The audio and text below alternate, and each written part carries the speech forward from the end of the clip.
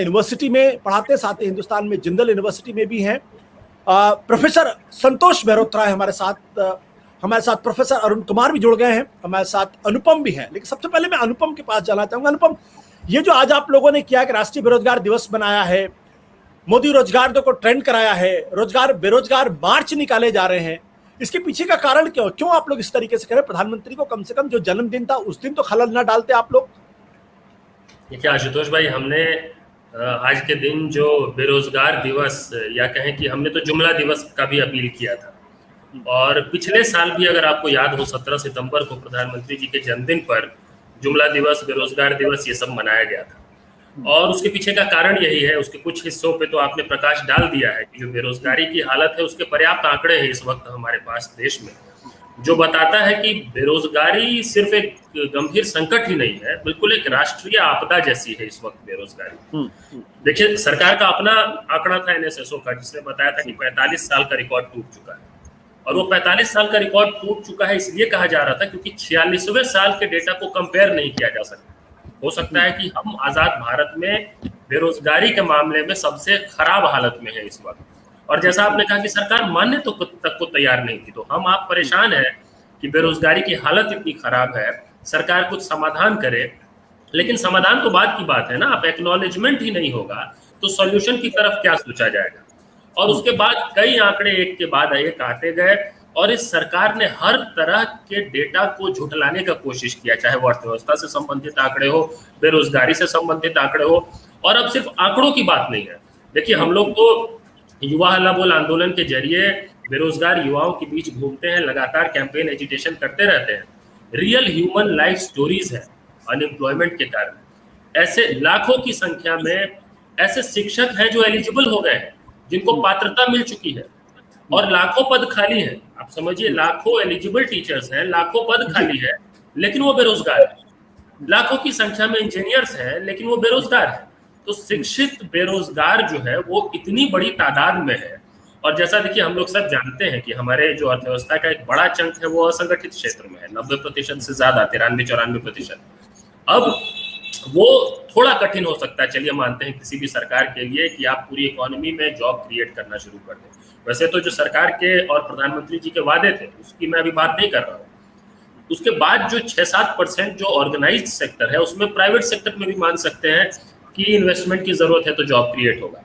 जो सबसे आसान काम था इस सरकार के लिए वो था कि जो गवर्नमेंट जॉब सेक्टर्स, जिसमें आपको कोई बहसबाजी नहीं करनी, कोई कानून नहीं बनाना, किसी को करने की जरूरत नहीं थी, सिर्फ विज्ञापन जारी करना था और एक समयबद्ध ढंग से आप अगर फेयर रिक्रूटमेंट कर देते, तो ये जो स्ट्रेस आया है गवर्नमेंट जॉब सेक्टर पे, स्ट्रेस इसलिए आया है क्योंकि कहीं और जॉब नहीं है, तो नेचुरली जो इंजीनियरिंग कर रहा है वो भी रेलवे की ग्रुप डी के लिए फॉर्म भर रहा है। लेकिन अगर आप इस प्रक्रिया को ईमानदारी से पूरा कर देते तो कम से कम इतना अविश्वास और इतना आक्रोश नहीं होता जो इस वक्त है। हम लोगों ने ये कहा था कि देखिए, आपने 2 करोड़ सालाना जॉब का वादा किया, आपने अर्थव्यवस्था को इस ऊंचाई तक पहुंचाने का वादा किया कि $5 ट्रिलियन की इकोनॉमी बना देंगे। आपके हर वादे जुमले साबित हुए, चाहे वो बेरोजगारी को लेकर हो, चाहे निजीकरण को लेकर हो। जब आपने कहा कि रेलवे से बचपन का नाता है, रेलवे का तो कभी निजीकरण नहीं होने देंगे, आज रेलवे का निजीकरण हो रहा है। मैं देश नहीं बिकने दूंगा कहा, और आप बैंकों से लेके एक एक चीज को सिर्फ निजीकरण नहीं कर रहे हैं। आशुतोष भाई, एक इंपॉर्टेंट बात है, प्रॉफिट का प्राइवेटाइजेशन कर रहे हैं और लॉस का नेशनलाइजेशन कर रहे हैं। केजीबीसी में नुकसान होता है तो आईटीसी खरीदता है, यस बैंक डूबता है तो एसबीआई खरीदता है। लेकिन जहां जहां प्रॉफिट है, बंदरगाह हो, एयरपोर्ट हो, रेलवे स्टेशन हो, टेलीकॉम हो, वो सब मोदी जी के 2 मित्र खरीदते हैं। तो जब इतनी जुमलेबाजी होगी तो नेचुरली जो आक्रोशित युवा है इस देश के, वो जुमला दिवस मनाएंगे, वो बेरोजगार दिवस मनाएंगे। और मैं एक इंपॉर्टेंट बात बस ऐड करना चाहता हूँ, सॉरी, वो ये कि जैसा कि मैं देख रहा हूँ, आपने भी शुरुआत में इंट्रोडक्शन में कहा और बाकी सभी रिपोर्ट्स में ये बताया जा रहा है कि सोशल मीडिया पे ट्रेंड हुआ। देखिए, मैं इसको सुधार ही कहूंगा, ऐसा नहीं हुआ कि सिर्फ सोशल मीडिया पे ट्रेंड हुआ है। आपने कहा कि बेरोजगारी मार्च हुआ है, लेकिन इसके अलावा वो हम लोगों के कॉल पर ही उत्तर प्रदेश में, बिहार में, झारखंड में, महाराष्ट्र में, दिल्ली में, चंडीगढ़ में, कई जगहों पे और बहुत ही डिसेंट्रलाइज्ड डेमोन्स्ट्रेशंस हुए हैं। छोटे छोटे शहरों में, कस्बों में, पंचायतों में युवाओं ने इकट्ठा करके, जिनको पॉलिटिकल नहीं कह सकते, वो ताली थाली बजा रहे हैं, वो जुमले का केक काट रहे हैं। आपने वो केक देखा होगा, जुमले हुआ ठीक है अनुपम, अनुपम ग्राउंड जो को आपका प्रोटेक्ट हुआ है, मैं बस ये कह रहा आपने जो बात आपने जो बात कही उसी वजह से हम आज ये बहस भी कर रहे हैं, जी क्योंकि जी इस देश के अंदर बेरोजगारी पर पिछले 2-3 सालों से चर्चा बहुत गंभीर होनी चाहिए, वो चर्चा नहीं हो रही। बट प्रोफेसर संतोष मेहरोत्रा जी, ये तो भी कहा जा सकता है कि भाई पैंडेमिक आ गया, महामारी आ गई, कोरोना आ गया, हिंदुस्तान नहीं अमेरिका में भी बड़े संख्या में लोग बेरोजगार हुए, वहां भी अमेरिकन इकोनॉमी भी इससे स्ट्रगल कर रही। तो फिर हम इस देश के प्रधानमंत्री को क्यों इसके लिए जिम्मेदार ठहराएं? क्यों युवाओं से ना के भाई आप इतना गुस्सा मत होइए, आपके पास नौकरी नहीं है, आप बेरोजगार है, तो जाहिर सी बात आप गुस्से में, लेकिन प्रधानमंत्री जी क्या करते हैं इसके लिए? Why should be blame prime minister? Mister professor Santosh Mehrotra. देखिए, अनुपम जी ने ये पहले ही समझा दिया, क्योंकि उन्होंने ये साफ कर दिया कि 45 साल के इतिहास में 2017 तक इतनी बेरोजगारी दर कभी हुई नहीं। तो ये कोविड से कनेक्शन है, स्थिति और बदतर हुई है, मगर उससे पहले ही बहुत बदतर थी, बहुत खराब थी। पॉइंट तो ये है, वो स्थिति क्यों इतनी खराब हुई, वो तो इकोनॉमिक मिसमैनेजमेंट की वजह से ही हुई ना। आप ये मुझे समझा दीजिए आशुतोष जी कि 2012 और 2018 के बीच में युवा बेरोजगारी तिगुनी क्यों हो गई? 6% से 17% हो गई। अब मैं कुछ और आंकड़े आपको बताता हूँ। अगर आपने हायर सेकेंडरी कर रखा है तो बेरोजगारी दर उसी दौरान 12 और 18 के बीच में, मैं कोविड से पहले की बात कर रहा हूँ, कोविड के बाद में आते 7 से 22% हो गई, 3 गुने से ज्यादा। ग्रेजुएट अगर आप स्नातक हैं तो 20% से 38, पोस्ट ग्रेजुएट है मतलब एमए एमएससी कर चुके हैं तो 19% से 43, और अगर आपने इंजीनियरिंग टेक्निकल ट्रेनिंग कर रखी है तो 19% से 38.5। अरे भाई, 12 साल में आपने इतनी करामात कर दी इकोनॉमी के संग, इतनी करामात की मतलब दुगनी और तिगनी हो गई है। तो ये तो जाहिर है इकोनॉमिक मैनेजमेंट का कारण है, पहली बात। दूसरी बात, इसमें कोई दो राय नहीं है कि कोविड का प्रकोप अर्थव्यवस्था पे आया है, हुआ है, और बेरोजगारी और उसके बाद बढ़ी है। तो अब आप सोचिए कि वो बेरोजगारी इसके ऊपर है जो 45 से मतलब 2 साल पहले थी। और आखिरी बात ये ध्यान रखिए कि क्यों इतना प्रकोप अर्थव्यवस्था पे हुआ है। ऐसा तो नहीं कि हमारे यहाँ कोविड हुआ, हमारे यहाँ इसलिए कोविड दूसरी लहर में खास तौर से ज्यादा स्थिति गंभीर हुई क्योंकि हमने उसको मिसमैनेज किया। और यही नहीं, जो हमको फिस्कल पैकेज देना चाहिए था, जो और विकासशील देशों ने दिया, उसके मुकाबले हमने आधा भी नहीं दिया। फिस्कल पैकेज यानी कि टैक्स घटाना और एक्सपेंडिचर बढ़ाना। हम क्या कर रहे हैं? टैक्स बढ़ा रहे हैं, यानी कि पेट्रोल डीजल गैस का दाम बढ़ाते चले जा रहे हैं। तो जिसकी वजह से गरीब, जो वैसे ही, अभी मैं गरीबी पे आया नहीं, गरीबी किस तरीके से बढ़ी उसके आंकड़े में अगली बार बताऊंगा आपको कि जैसे ही गरीबी बढ़ रही थी और आमदनी कम हो रही थी, ये दाम बढ़ा रहे हैं, हद्दी हो गई। मतलब नासमझी की, इकोनॉमिक मैनेजमेंट की इस तरीके से बद इंतजामी मैंने अपने 40-45 साल के अनुभव में नहीं देखी। बिल्कुल। प्रोफेसर अरुण कुमार जी, जो बात प्रोफेसर संतोष मेहरोत्रा जी कह रहे हैं, क्या आप उनसे सहमत हैं या आप उनसे डिसएग्री करते हैं, और क्या कारण समझते हैं इस लगातार जो बेरोजगारी के बढ़ने का जो आंकड़े सामने आ रहे हैं? देखिए, जैसे संतोष ने कहा कि सरकार को जो अभी करना चाहिए था वो नहीं किया सरकार ने।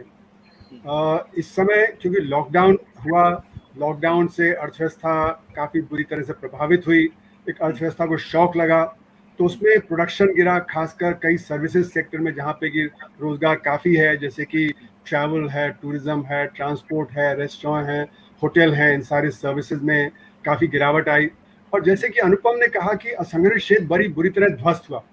और मेरा मानना है कि जो आंकड़े हमारे पास आते भी हैं वो आंकड़े सही नहीं आते हैं, वो आंकड़े भी सही ढंग से दिखाते नहीं हैं कि कितना बेरोजगारी पैदा हुई।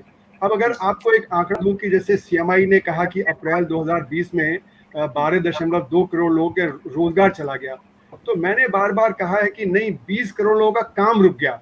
क्योंकि अगर आप फैक्ट्री में एम्प्लॉयड थे तो आप कहेंगे हम एम्प्लॉयड हैं लेकिन आप काम पे नहीं जा रहे हैं, आप स्कूल में एम्प्लॉयड हैं तो आप कहेंगे हम एम्प्लॉयड हैं पर आप काम पे नहीं जा रहे हैं, तो जो काम रुका वो बहुत ज्यादा काम रुका। तो मेरे अनुसार करीब 20 करोड़ लोगों का काम रुक गया, उनकी आमदनी कम हो गई, उनकी आमदनी घट गई, इससे डिमांड पे असर पड़ा। जब डिमांड पे असर पड़ता है तो उसका असर होता है रोजगार पे, क्योंकि जब प्रोडक्शन कम हो जाता है तो रोजगार भी कम हो जाता है। वो सिर्फ असंगठित क्षेत्र में ही नहीं कम हुआ, वो संगठित क्षेत्र में भी कम हुआ। और सीएमआई के आंकड़ों ने बताया कि अप्रैल मई 2020 में करीब 17 मिलियन 1.7 करोड़ जो संगठित क्षेत्र के लोगों ने नौकरी गंवाई, और उसमें से करीब 50 लाख थे जो कि प्रोफेशनल्स थे। और उन्होंने कहा सीएमआई ने कि इनकी नौकरी दोबारा आना आसान नहीं होगा, क्योंकि यहाँ पे जो नौकरी इस तरह से क्रिएट नहीं होती है कि वो हो जाए। तो मेरा मानना है कि जो बेरोजगारी हुई है वो जो आंकड़े आए हमारे PLFS से और जो CMI से उससे भी ज़्यादा है। दूसरी बात यह है कि हमारे यहाँ जो बेरोजगारी होती है वो इसलिए ज़्यादा नहीं दिखती क्योंकि हमारे यहाँ कोई सोशल सिक्योरिटी तो है नहीं, और सोशल सिक्योरिटी नहीं है तो जिसका काम गया अगर संगठित क्षेत्र में तो वो ये नहीं कहेगा कि मैं घर पे बैठ के मर जाऊंगा लेकिन काम नहीं करूंगा, तो कुछ ना कुछ काम करेगा। तो इसलिए वो जब अगर जो ठेला भी चलाएगा, रिक्शा भी चलाएगा, सिर पे बोझा ढोएगा तो हम कहेंगे कि रोजगार उसका पैदा हो गया है। तो वो कोई सिस्टम का रोजगार जनरेटेड नहीं है, वो जो अपना सेल्फ जनरेटेड जो है। और वहाँ पे भी क्या है, बहुत ज्यादा अंडर एम्प्लॉयमेंट है, क्योंकि आप मार्केट में जाके खड़े हुए रिक्शा लेके वहाँ 2 घंटे का काम मिला, आप 14 घंटे खड़े हैं। आपने ठेला चलाया तो 2 घंटे ठेला चलाया, बाकी 12 घंटे खड़े हुए हैं। उसी तरह किसानी में है, तो अंडर एम्प्लॉयमेंट बहुत ज्यादा है। अनएम्प्लॉयमेंट इतनी नहीं दिखती जितनी अंडर एम्प्लॉयमेंट। अच्छा, अंडर एम्प्लॉयमेंट होने से क्या है कि मतलब आपकी आमदनी नहीं जो है तो आप गरीबी की रेखा के नीचे चले जाते हैं। जैसा कि संतोष कह रहे थे कि करीब 23 करोड़ लोग हैं जो गरीबी की रेखा के नीचे चले गए हैं, और 22 करोड़ तो पहले से ही थे। यानी करीब इस तरह 50 करोड़ लोग हैं जो गरीबी की रेखा के नीचे चले गए हैं, क्योंकि उनकी आमदनी कम हो गई है। जब आमदनी कम होगी तो रोजगार भी कम होगा, प्रोडक्शन भी कम होगा। और फिर मैं एक चीज कहूंगा कि ये जो रोजगार होता है ये एक मैक्रो फिनोमिना है, ये एक डिराइव्ड वेरिएबल है। इस पे हमारा टैक्सेशन का असर पड़ता है, इस पे हमारी सरकार की बाकी नीतियों का असर पड़ता है, कृषि का असर पड़ता है। जब ये सारी चीजें हम कंसिडर करते हैं, टेक्नोलॉजी का असर है। इस समय हमारा जो रोजगार जो संगठित क्षेत्र में है वहाँ बढ़ता नहीं है, क्योंकि वहाँ पे टेक्नोलॉजी का इस्तेमाल है, वहाँ पे ऑटोमेशन बहुत ज्यादा है। यहाँ तक कि कृषि में भी बहुत ऑटोमेशन हो रहा है। अगर आप देखें पिछले 30 साल में तो कितने ट्रैक्टर हैं, कितने थ्रेशर्स हैं, कितने हार्वेस्टर कंबाइन है, तो कृषि में भी रोजगार पैदा नहीं हो रहा, वहाँ पे भी अंडर एम्प्लॉयमेंट बहुत ज्यादा हो गया है। तो इसलिए चारों तरफ मतलब वो चाहे संगठित क्षेत्र हो, असंगठित क्षेत्र हो, चाहे कृषि हो, सब में परेशानी है। इसमें काले धन की अर्थव्यवस्था का भी असर है, टेक्नोलॉजी का भी असर है, तो हमें इसको मैक्रो लेवल पे देखना पड़ेगा। बट कार्तिक, आपको क्या लगता है, जैसे वो कहते हैं ना कि good politics, good economics is good politics, लेकिन ऐसा लग रहा है जैसे कि इकोनॉमी की हालत खराब है, अनएम्प्लॉयमेंट बढ़ती जा रही है, लेकिन भारतीय जनता पार्टी जीतती जा रही। वो 2014 में जिस मैंडेट से आए थे वो मैंडेट 2019 से बढ़ गया, और देश ये कह रहा था कि 45 साल की सबसे ज्यादा बेरोजगारी 2019 में थी। प्रधानमंत्री जी पकौड़े तलने की बात कर रहे थे, सोशल मीडिया पे उसका मजाक उड़ रहा था, लोग कह रहे थे इस बार उनका बहुमत कम हो जाएगा, लेकिन बहुमत बढ़ गया। तो ये गुड इकोनॉमिक्स, गुड पॉलिटिक्स, ये हो क्या रहा है? आज सर पहली बात तो यूनिवर्सिटी ऑफ मैरीलैंड में करेक्ट करना चाहूंगा। Sorry, I am so sorry. तो आपने बहुत इंपॉर्टेंट सवाल उठाया है कि बेरोजगारी जिसको इतना बड़ा मुद्दा होना चाहिए, क्या वो वर्क नहीं कर रहे, क्या वो काम नहीं कर रहा? इसका बहुत लेयर्ड आंसर है, कोई यस और नो इसका आंसर नहीं है। मैं आपको एक सिंपल बात बताता हूँ। आप कह रहे हैं good economics and good politics.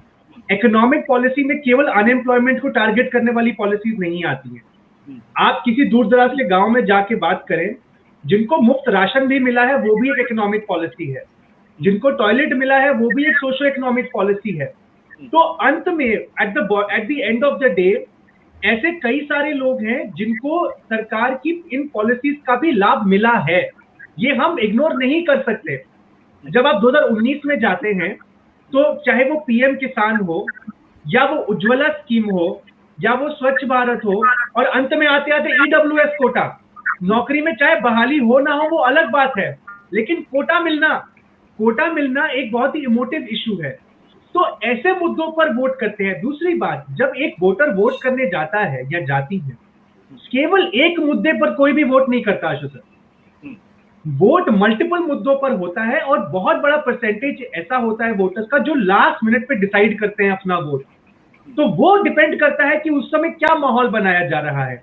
विपक्ष के साथ मेरी एक जो प्रॉब्लम इस मुद्दे पर यह है कि ऐसे इवेंट्स करना तो अच्छी बात है, लेकिन एक सस्टेन्ड कैंपेन मुझे नहीं दिखा है। जहां पे सस्टेन्ड कैंपेन 1-1.5 महीने के लिए भी किया गया बिहार में पिछले साल, वहां आपने देखा कि आखिर में आते आते आरजेडी लगभग चुनाव निकाल गई।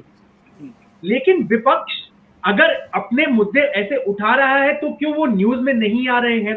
विपक्ष का एक आर्गुमेंट होता है कि देखिए हम तो करते हैं लेकिन कवरेज नहीं होती।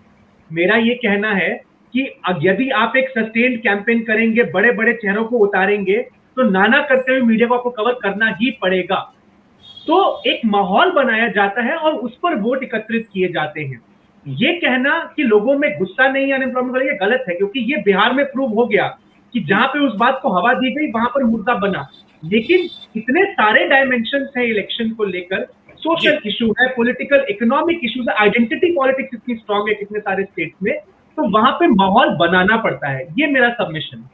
ठीक है, प्रोफेसर अरुण कुमार आप कुछ जोड़ना चाहते थे प्लीज। मैं ये कहना चाह रहा था कि पॉलिटिक्स जो है ट्रम्प कर सकती है इकोनॉमिक्स को, और ये हमने नोटबंदी के समय देखा कि लोगों ने गांव में कहा, जो लोग गांव गए कि वहां पे उन्होंने कहा बहुत परेशानी हुई, और उन्होंने कहा नहीं बहुत अच्छा हुआ कि जो अमीर आदमी का काला धन था वो भी जो निकल जाएगा। तो ये एक माहौल बना दिया जाता है एक एक। और दूसरा जो है कि जो बीजेपी बहुत अच्छे तरह से डिवाइड एंड रूल करती है, वो जो सारी कम्युनिटीज हैं उनको डिवाइड कर देती है, एक माहौल क्रिएट कर देती है। तो ये बात सही है कि उनको जरूर डिलीवरी हुई चीज़ों की। और सबसे बड़ी जो मुझे लगता है 2019 में चीज़ थी कि 2019 में मैं जैसे कि 1 फरवरी को जिस दिन बजट था तो एक बीजेपी के स्पोक्स पर्सन के साथ था, तो कह रहा था कि हम यूपी में बहुत बुरी तरह हार रहे हैं और मैंने तो टिकट रिजेक्ट कर दिया है ना। और जब बालाकोट और ये हुआ उसके बाद तुरंत ऐसी हवा बदली। उसने मुझे कहा तो 2 महीने बाद कि मैं तो बेवकूफ था कि मैंने टिकट नहीं लिया, वहां तो किसी गधे घोड़े को खड़ा कर दिया, वो जीत गया। तो यानी कि जो मेरा कहना है कि जो ये सारा एक माहौल है उसमें, जैसे कि कार्तिक ने सही कहा, कोई एक मुद्दा नहीं होता, और पॉलिटिक्स कैन ट्रम्प इकोनॉमिक्स, क्योंकि आप ऐसे इमोशनल इश्यूज क्रिएट कर देते हैं जिससे कि हवा बदल जाती है। क्विक पॉइंट कार्तिक, उसके पहले प्लीज आपने अपने को अनम्यूट करना होगा प्रोफेसर। सॉरी मैं अनम्यूटेड तो हाँ बिल्कुल, अब आप बोलिए आई कैन हियर यू। मैं ये कह रहा 2 पॉइंट लूंगा, क्योंकि आपने कहा कि वोट तो इनको फिर भी मिल रहे हैं, जीत तो फिर भी रहे हैं। सच में मुझे तो नहीं लगता। आखिर 19 के बाद झारखंड हारे, महाराष्ट्र हारे, दिल्ली हारे, वेस्ट बंगाल हारे, और अभी 5 में से 4 तो स्टेट्स हारे ही ना अभी हाल में। दूसरी बात, और जहां वो जीते भी हैं वहां वोट शेयर तो कम हो ही रहा है 2019 के बाद, कम होता ही चला जा रहा है। बल्कि ये आंकड़े बताते हैं कि 2014 के बाद जो ये इलेक्शन हार रहे थे या वोट मिल भी रहे थे तो वोट शेयर कम हो रहा था, उससे ज्यादा वोट शेयर अब कम हो रहा है। बिल्कुल। कार्तिक बहुत संक्षेप में, क्योंकि आलोक जी के पास जाना है। नहीं, मैं ये कह रहा था कि मैं भी अग्री करता हूँ इस बात से कि राज्य स्तर पर जो डिसकंटेंट है वो साफ नजर आ रहा है। अगर आपको गुजरात याद हो आशुष सर, 2017 में पाटीदार आंदोलन के बाद बीजेपी को उसके लिए बहुत बड़ा सरदर्द बन गया था। जब आप ऐसे ग्रुप्स को रिजर्वेशन की मांग करते हुए देखते हैं तो आप समझ जाइए कि अंदर कुछ ना कुछ एक बहुत बड़ा आर्थिक संकट चल रहा है। ठीक है आलोक, ये जो पूरी बातचीत है, इस बातचीत से ये निकल के आ रहा है कि भाई दिक्कत तो है, संकट तो है, लेकिन वो अखिल भारतीय स्तर पर सबसे बड़ा मुद्दा नहीं बन पा रहा। उसके पीछे आप क्या कारण समझते हैं? और अगर आप देखें तो मैं कम से कम 2017 के बाद से कंसिस्टेंटली जो मैप कर रहा हूं, हर सर्वे में बेरोजगारी या तो नंबर 1 मुद्दा है या नंबर 2 मुद्दा है, लेकिन वो रिजल्ट में कन्वर्ट नहीं हो रहा, ऐसा लोग कहते हैं। आलोक, अपने को अनम्यूट करना होगा आपको। माफ कीजिएगा। हाँ, इसके 2-3 कारण है आशुतोष कि ये आपको ट्रेंड होता हुआ नहीं दिख रहा है, या आप जिसे कहते हैं कि मुद्दा नहीं बन पा रहा है। पहला तो देखिए, अनुपम यहाँ बैठे हुए हैं, इन्होंने पिछले कुछ समय से लगातार अभियान चलाया हुआ है, और ये तरह तरह के, एक मतलब ऐसा नहीं कि कोई एक मुद्दा, रोजगार से जुड़े ये अनेक प्रकार के उदाहरण, और वो उदाहरण सैकड़ों हजारों उदाहरण एक साथ आते हैं जिस वक्त ये उदाहरण सामने लाते हैं कि नौकरी मिल चुकी है लेकिन अपॉइंटमेंट लेटर नहीं मिल रहा है, इम्तिहान पास कर लिया है, हम पात्र भी बन गए हैं, बिल्कुल सब कुछ हो गया है, बस आपकी ज्वाइनिंग नहीं हो रही, या वैकेंसी खाली पड़ी है, वहाँ विज्ञापन नहीं निकल रहा। 3-3 साल के कुछ सिलेक्शन एग्जाम्स हैं जो हर साल होते हैं, 3-3 साल के इम्तिहान हो चुके हैं, लोग 3 इम्तिहान दे चुके हैं, अभी पहले इम्तिहान का रिजल्ट नहीं आया। ये मुद्दा नहीं बन रहा है, इसकी एक वजह ये है कि अब अनुपम ने अभियान चलाया है, बहुत सारे लोगों उनको लग रहा है कि अब सीधे रास्ते से कुछ होने वाला नहीं, तो चलो अभियान में जुड़ो। वरना जो रोजगार की तलाश में है वो अपने रोजगार के फेर, जिसको कहते हैं ना नून तेल लकड़ी के चक्कर में लगा हुआ है, उसको फुर्सत नहीं है कि वो अपने कष्ट को, अपने परेशानी को मुद्दा बनाए। और रोजगार की हालत दूसरी तरफ भी देखिए, अभी जो सीएमआई का जिक्र किया आपने, सीएमआई के मुखिया महेश व्यास से बात हुई कुछ दिन पहले मेरी, उनका एक रिपोर्ट उन्होंने लिखी उस वक्त, from farm to kitchen sink, और ये बहुत ही टेलिंग स्टोरी है अगर आप ध्यान से उसको सुनेंगे। उनका कहना है कि गांव में रोजगार कम हुए हैं तो लोग खेती में नरेगा में कमाई कर रहे थे, वहां गिनती गिरी है। आमतौर पे नरेगा में रोजगार कम होना अच्छा माना जाता है, ये माना जाता है कि नरेगा में लोग कम जा रहे हैं, इसका अर्थ है कि उन्हें दूसरी जगह बेहतर रोजगार मिल रहा है, वो फैक्ट्रियों में जाएंगे, कंस्ट्रक्शन में जाएंगे, इस तरह के काम में जा रहे हैं। लेकिन इस बार का आंकड़ा बताता है कि उनको नरेगा में भी काम नहीं मिल रहा है, फैक्ट्रियों में भी काम नहीं मिल रहा है, कंस्ट्रक्शन में भी काम नहीं मिल रहा है। उन्हें जो काम मिल रहा है उसको उन्होंने किचन सिंक कहा है, क्योंकि ऐसे लोग जाके बर्तन धो रहे हैं या इस तरह के दूसरे काम कर रहे हैं। उनको घरों में या दुकानों में बर्तन धोने का, माल ढोने का, इस तरह के काम मिल रहे हैं। जो काम वो कर रहे थे उससे कम स्तर का काम। इससे ऊपर और एक चिंताजनक चीज देखिए, मिडिल क्लास में आप अपने आसपास पता कर लीजिए, जब हम नौकरी करते थे उस वक्त भी मैनेजर्स कहते थे कि 40 साल से ऊपर के लोगों को मत रखो, कोशिश करो कि मत रखो, तब कोशिश था। अब पाबंदी हो गई है कि 30 साल से ऊपर के आदमी को रखने की कोई जरूरत नहीं। अगर 30 साल उम्र हो गई है और आपके पास आ रहा है तो बिल्कुल मत रखो। 20 से 25 ये टारगेट मेरा अपना अनुभव है, 20 से 25 इसके बीच के लोग रखिए, 25 के नीचे के लोगों को रखिए। अच्छे कम दाम में आते हैं, बहुत मेहनत करते हैं, 20 साल काम करें। ये जो इसकी वजह से मध्य वर्ग में बहुत सारे लोग 40 साल से ऊपर की उम्र के लोग परेशान हैं, बेरोजगार हैं। अगर नौकरी चली गई है, जैसा अभी प्रोफेसर अरुण कुमार ने आपको याद दिलाया था, प्रोफेशनल्स हैं जिनको दोबारा नौकरी मिलना बहुत मुश्किल है, बेहद मुश्किल है, तो वो जो तनख्वाह पाते थे उससे आधे में काम करने को राजी है, क्योंकि जो उनको खर्चा तो चलाना है। जी 55 साल 60 साल उम्र हो गई है तो ठीक है, चलो नहीं मिलेगी कोई बात नहीं, हमने अपना जिंदगी भर काम किया, कुछ और छोटा मोटा काम करेंगे, नहीं होगा तो नहीं करेंगे। लेकिन जो 35-40 साल के बीच का आदमी बेरोजगार हो गया है, वो तो ना इधर का है ना उधर का है, वो भयानक संकट में है। हो सकता है ये मुद्दा दिख नहीं रहा हो नैरेटिव के तौर पर, लेकिन मुझे ऐसा लगता है कि ये वो प्रेशर कुकर वाला मुद्दा है जो धीरे धीरे पक रहा है, और जिस दिन सीटी बजेगी उसी दिन पता चलेगा कि अंदर कितना प्रेशर था और उसने क्या पका के निकाला। ठीक है अनुपम, अगर आप तो इतिहास के विद्यार्थी हैं, जब 1972-73 में छात्रों का आंदोलन से मेस बिल बढ़ा गुजरात के अंदर एक इंजीनियरिंग कॉलेज में, और उसने इंदिरा गांधी की तकदीर बदल दी। आज बेरोजगारी का इतना बड़ा मुद्दा है, महंगाई अपने आप में बहुत बड़ा मुद्दा है, पेट्रोल डीजल के दाम तो है ही, आप लोगों के साथ युवा सड़क पर क्यों नहीं उतर पा रहा? ये सवाल है। सिर्फ सोशल मीडिया पे होना या छोटे छोटे डेमोन्स्ट्रेशन करना, वो जो जिस एंगर की बात की जा रही है, जो लाखों की संख्या में ट्वीट हुए हैं, ये लाखों के वो छात्र हैं जो अगर चाहें तो इस देश का इतिहास बदल सकते हैं, उसमें आप लोग नाकामयाब क्यों हैं? ये आशुतोष जी, मैं मतलब इस सवाल का जो जवाब है उसका कुछ अंश तो आलोक जी जो अभी बात कह रहे थे उसका जो आखिरी हिस्सा जो था उसमें है। देखिए, मेरा ये नहीं मानना है कि ये मुद्दा एक सेंस में नहीं है, मतलब जो मेन स्ट्रीम नैरेटिव है हमारे देश में उसमें ये नहीं है, ये बात सही है। लेकिन आक्रोश बहुत गंभीर है, असंतोष बहुत ज्यादा है, और जो पनप रहा है बिल्कुल बारूद की तरह। और क्योंकि वो मेन स्ट्रीम नैरेटिव में नहीं है, और क्योंकि ये जो बेरोजगार वर्ग है, और खास करके उसमें भी एक अगर सबसेट आप लें, जो कहने को सबसेट है लेकिन भारत में बहुत बड़ा वॉल्यूम है, जो ऑफ कैंपस अनएम्प्लॉयड यूथ है, क्योंकि हम लोग काम करते हैं उनके बीच में, और मैं आपको बता रहा हूँ इतना ज्यादा गुस्सा है उनके अंदर। दिक्कत क्या है कि ये जो एक यूनिफाइड मूवमेंट जिस तरह का होना चाहिए वो नहीं है।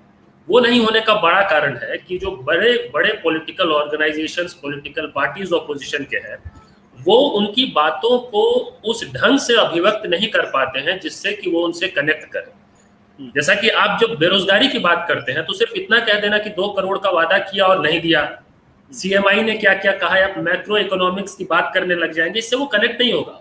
वो जिस कारण से गुस्से में है उसको समझने के लिए आपको नॉर्मलाइजेशन समझना पड़ेगा, CGL का, SSC का।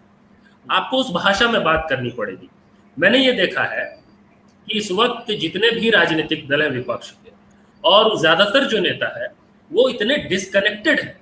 वो ऊपर बात तो कर लेते हैं सतही, लेकिन वो कनेक्ट बनाने की जो भाषा है, जो हम लोग पूरी कोशिश कर रहे हैं, लेकिन क्योंकि हमारे पास न उस स्तर का रिसोर्स है, हम जितनी मेहनत, जितना संघर्ष जमीन पर करते हैं, कभी कभी आके देखिए, मतलब मुझे बड़ा आश्चर्य और मतलब मजेदार बात है, आश्चर्य क्या, कि जिस दिन ट्विटर ट्रेंड होता है उस दिन बहस होती है। हम लोग किसी दिन लाठी इतना खा जाते हैं, मतलब बिहार की, पटना की सड़कों पर गर्दनी बाग में कोई चर्चा नहीं होती, लखनऊ में, इलाहाबाद में, जयपुर में लाठी चार्ज तक हो जाए, वो जो है हमारे मेन स्ट्रीम नैरेटिव में नहीं आता। यहाँ तक कि जो वो मीडिया जो सिंपैथेटिक है इश्यूज के प्रति, पब्लिक इश्यूज के प्रति, वो भी उस पर बहस नहीं करती। मैं तो बीच बीच में कुछ साथियों को, आलोक जी को भी भेजता रहता हूँ कि ये देखिए आलोक जी कितना कुछ हो गया, लेकिन वो जब हम उसको सही में, अगर उसकी हम इशू है, मुद्दा है, आक्रोश है जी, उसकी मेन स्ट्रीमिंग, उसकी नैरेटिव में नहीं कर पाए। उसका बड़ा कारण ये है कि जो लोग उस पोजीशन पे है, जो कर सकते हैं, वो भाषा नहीं बोल सकते जिस भाषा की जरूरत है। जो लोग उस भाषा को बोल सकते हैं, उनके पास वो रिसोर्स, वो दायरा नहीं है जिस स्तर पे बात करने की जरूरत है। आपने मुझे मौका दिया, मैं आपके माध्यम से बहुत लोगों तक बात पहुंचा पा रहा हूँ। बहुत लोग मुझे मौका भी नहीं देते हैं। वो जिनको मौका देते हैं, फिर वो ऐसी बातें करके चले जाते हैं जिससे फिर वो जिनके अंदर गुस्सा है उससे वो इत्तेफाक नहीं रख पाते फिर। तो मेरा मानना है कि गुस्सा बहुत ज्यादा है, और मैं आपको काफी हद तक ये कह सकता हूँ कि अगले साल, 1.5 साल, 2 साल के अंदर और एक बड़ा वर्ग आश्चर्यचकित हो जाएगा उस गुस्से की अभिव्यक्ति को देखकर।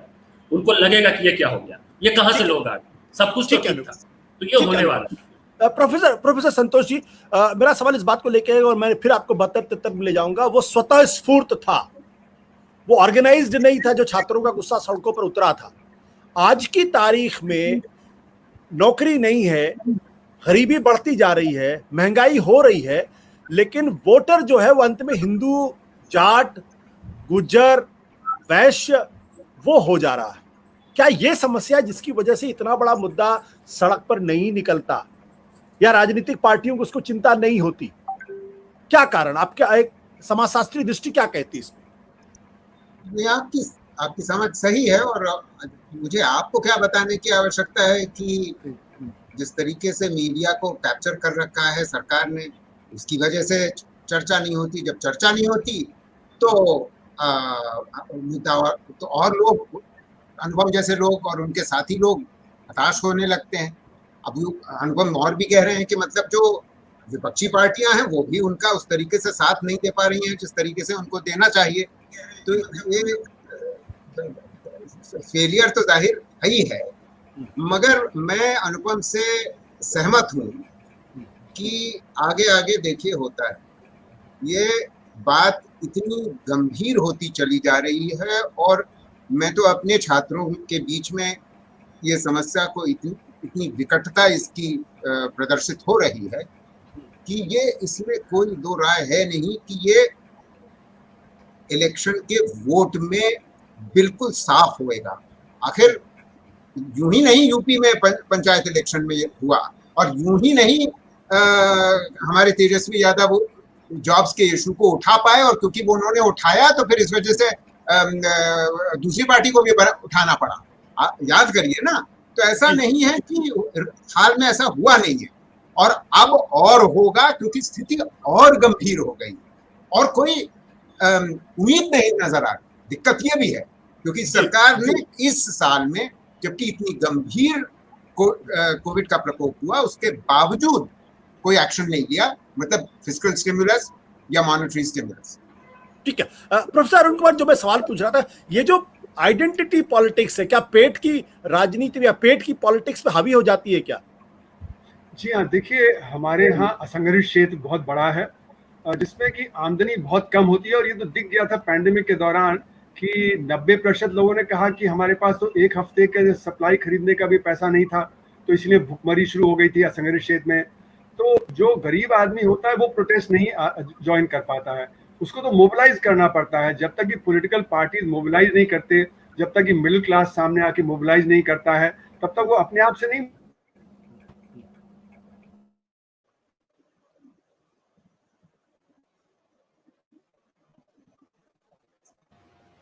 आएंगे। Can you hear? या I can hear you, I Hello? Can hear you, I can Can hear you you hear? Sir, I can hear you, आप बोले सर। अच्छा, तो जैसे कि हमारे यहाँ असंगठित क्षेत्र को हम मोबिलाइज ऑर्गेनाइज नहीं कर पाते हैं। मैंने तो इतनी बार हम लोगों ने ऑल्टरनेट बजट बनाया था 93 में, 94 में, तब ये बात रखी थी ट्रेड यूनियंस के सामने कि आप असंगठित क्षेत्र को क्यों नहीं मोबिलाइज करते हैं।